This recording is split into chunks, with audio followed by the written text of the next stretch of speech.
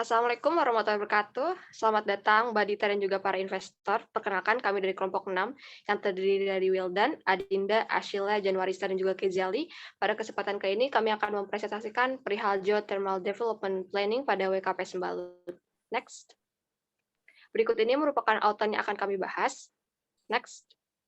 Untuk bagi introduksi, yang akan dibahas yaitu yang pertama perihal setting secara geografis pada WKP Sembalun terletak pada Kecamatan Suela dan juga Aikmal, tepatnya pada Kabupaten Lombok Timur, Provinsi Nusa Tenggara Barat. Secara geologi, geokimia, dan juga geofisika, kami telah melakukan evaluasi pada WKP Sembalun beberapa bulan lalu, bahwa diketahui pada WKP Sembalun ini memiliki sifat yang sangat prospektif terhadap proses produksi panas bumi. WKP Sembalun diketahui memiliki reservoir dengan tipe entalpi sedang dengan cadangan hipotetik sebesar 21 sampai 55 MWE.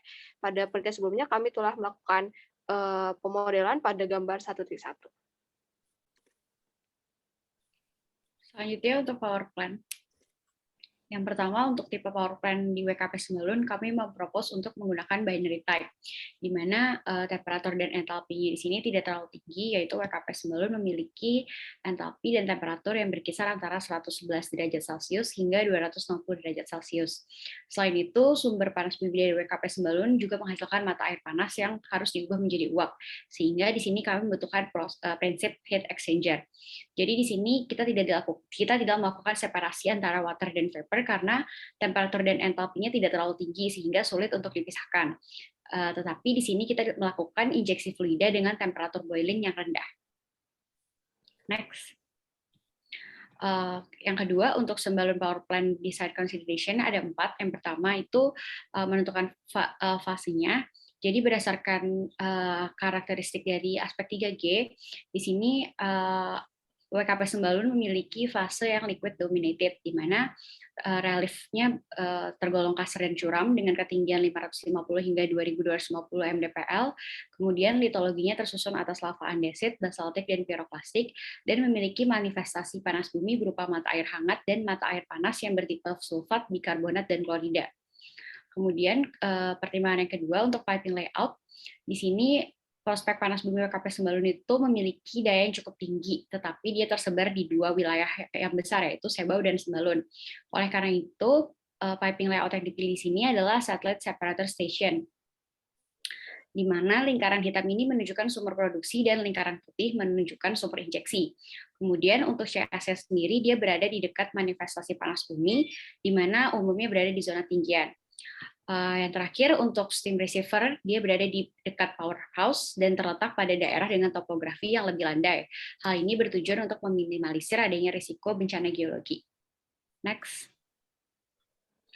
Kemudian yang poin ketiga itu ada pressure losses. Di sini cyclone separator dan powerhouse itu terhubung melalui long pipeline, tetapi pemasangan pipa yang panjang ini berpotensi dalam menurunkan tekanan uap.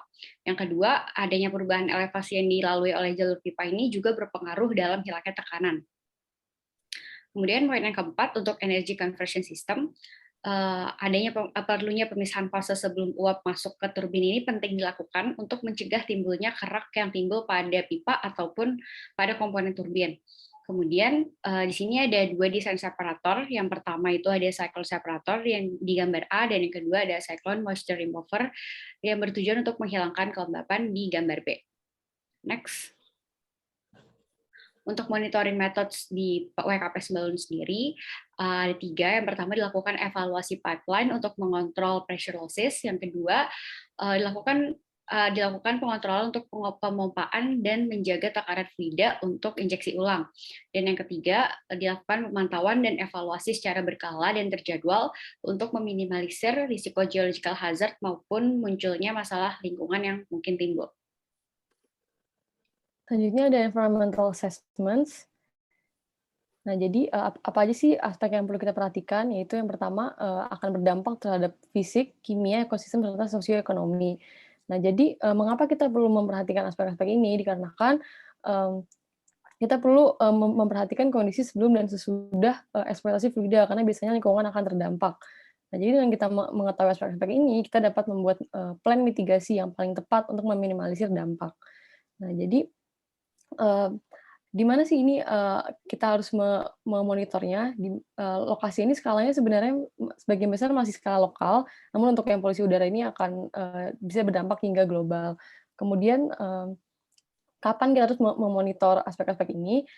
Jadi seperti tadi sudah kita propose, di sini kita mempropose untuk memonitor secara berkala. Jadi agar kita dapat keep up to date dengan dampak-dampak yang ada secara konsisten. Next.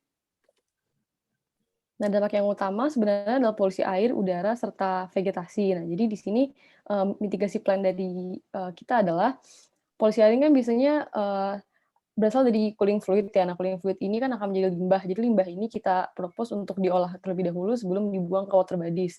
Selain itu juga bisa dilakukan reinjeksi dan juga dapat mencontoh dari Iceland, yaitu membuat kolam untuk dijadikan tempat wisata.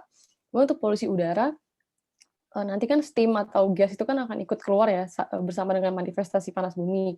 Jadi CO2 ini akan berbahaya bagi lingkungan sekitar. Jadi polusi udara ini dapat kita analisis atau kita monitor menggunakan analisis geokimia untuk mengetahui gas kontennya. Untuk polusi air juga dapat kita analisis menggunakan fluid quality. Kemudian untuk vegetasi ini kan tadi di slide sebelumnya ada hutan konservasi dan hutan lindung ya pada WKP Sembalun ini. Jadi kita perlu mengetahui mana area-area yang dilindungi yang memiliki flora fauna yang harus dijaga. Kemudian next. Nah, ini merupakan dampak jangka panjangnya. Jadi jangka panjangnya ini tadi polusi udara dapat hingga ke skala global ya, hingga dapat berkontribusi terhadap global warming. Kemudian untuk polusi air, ini juga jika berkepanjangan dapat menurunkan kualitas hidup warga. Untuk subsidence juga dan natural thermal loss ini dikarenakan terlalu banyak eksploitasi fluida, jadi dapat diatasi dengan memperbarui mekanisme reinjeksi, dan ini juga dapat kita monitor menggunakan metode geofisika seperti microgravity.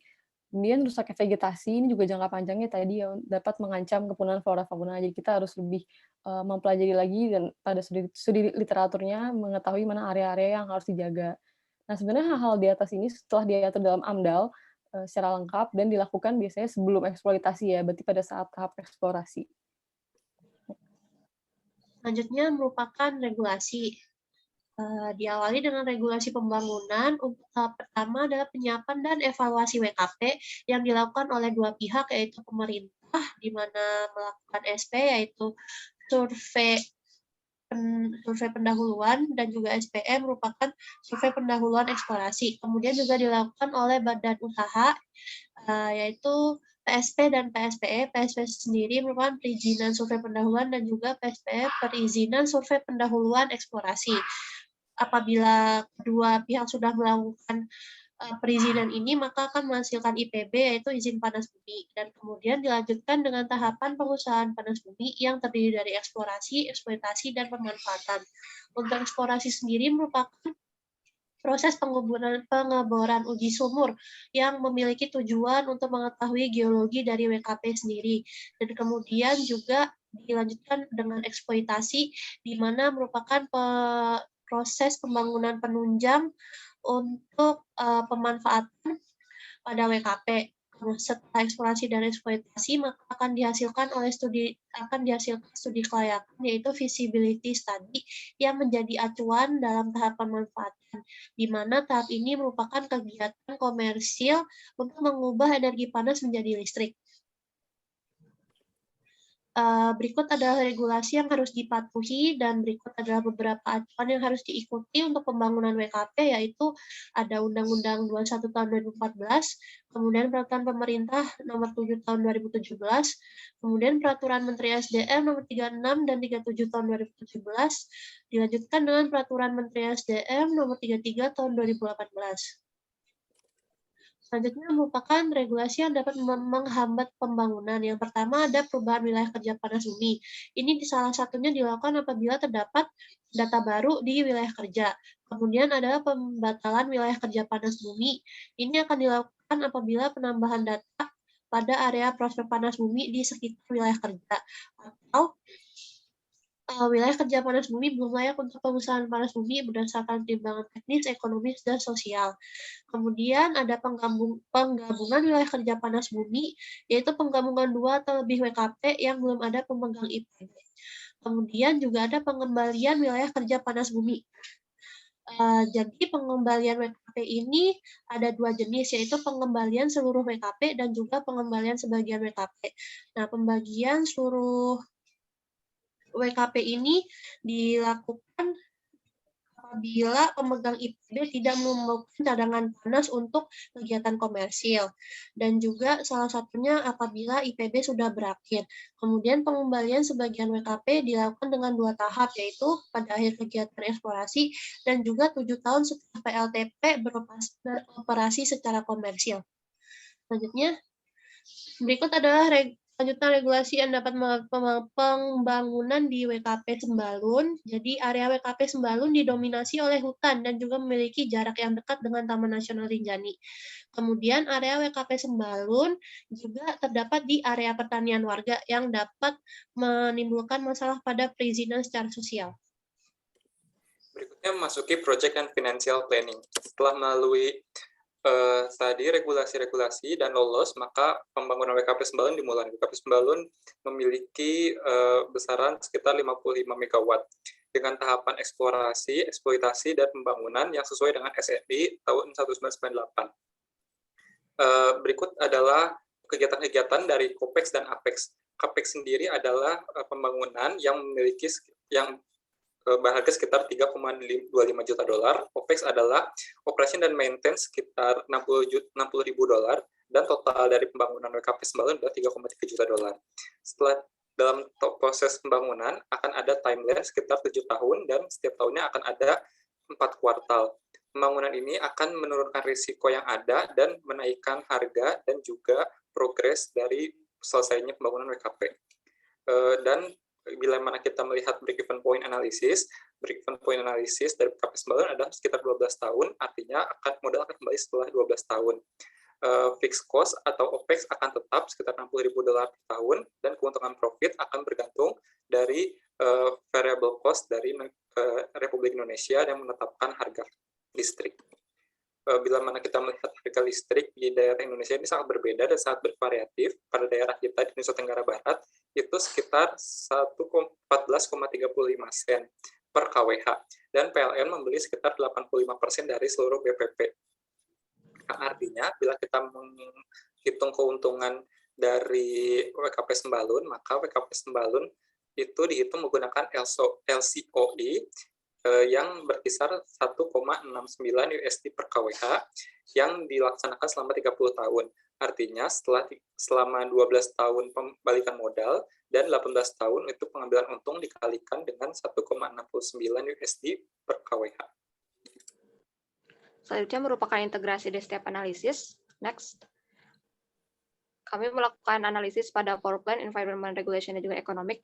Secara umum, WKP Sembalun akan menggunakan power plant jenis binary power plant karena memiliki entalpi Sembalun yang rendah. Nah, jenis power plant ini membutuhkan biaya yang lebih mahal, meskipun sebenarnya cocok dengan karakteristik WKP kami. Aspek lingkungan yang akan timbul akibat adanya binary power plant adalah polusi udara, air, dan juga hilangnya vegetasi. Berdasarkan regulasi untuk pembentukan atau pembangunan dari WKP Sembalun, terdapat 5 regulasi utama yang dibutuhkan, lalu juga hambatan dalam proses regulasi pada WKP Sembalun, utamanya bersumber dari kawasan hutan dan juga lahan pertanian warga. Secara ekonomi, overall cost pada WKP Sembalun sebanyak 3,3 juta US dollar, dan juga untuk break-even point selama 12 tahun dengan LCOE sebesar 1,69 USD per kWh. Berdasarkan aspek-aspek berikut ini, sebenarnya Sembalun ini memiliki beberapa kekurangan, namun sebenarnya setiap kekurangan ini dapat di-cover jika pada seluruh aspek akan dilakukan pemantauan dan juga evaluasi secara berkala dan terjadwal. Next. Jadi sebenarnya dari aspek-aspek berikut dapat diketahui bahwa WKP Sembalun ini layak untuk dilakukan pengembangan, sehingga investor tidak perlu ragu. Next. Berikut ini merupakan referensi yang digunakan dan juga kontribusi teman-teman dari kelompok kami. Sekian dari kami, terima kasih.